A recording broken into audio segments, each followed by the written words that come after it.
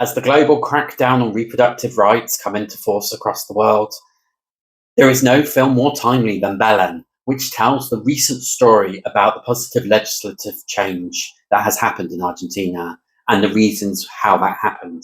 The film starts with this rather dramatic hospital scene of a young woman who has severe cramp in her stomach, and she's unclear why. Unknown to her, she's actually having a miscarriage. The hospital accuse her of having had an abortion, and then she goes through this false trial where she doesn't get the right legal support to help her through it, which then provides her with an 8-year sentence for murder of a child. Soledad, who's a human rights lawyer, really sees the issues with her case and decides to push and support her and the family to overturn this decision by showing the lack of justice in the trial process. This story led to mass protests across Argentina for the change in legislation on birth control and abortion.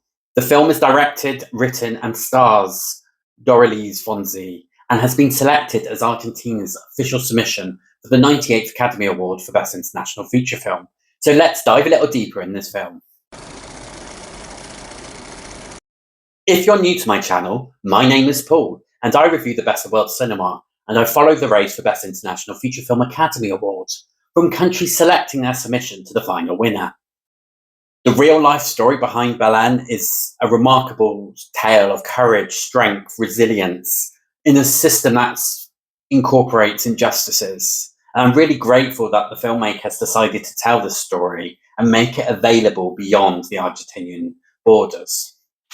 There's no hiding it. The director, Fonzi, clearly wanted to show off this story, to show the struggle over the last 10 years to get those abortion rights and the injustices that particularly happened to Belen.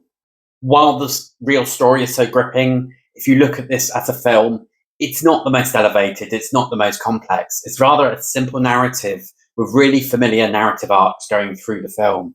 There's clear senses of jeopardy. It's almost you could see the story of, here's the challenge we have in the courts.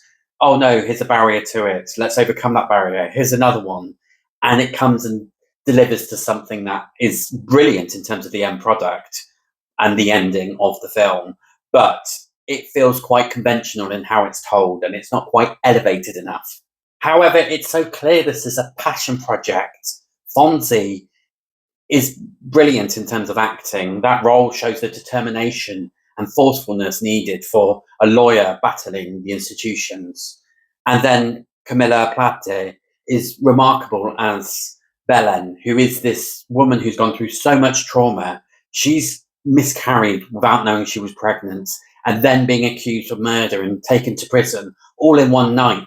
She really is good at showing that trauma, and then her dealing with the trauma within the prison, as some people within that prison hate the idea of abortion and sees her as a murderer.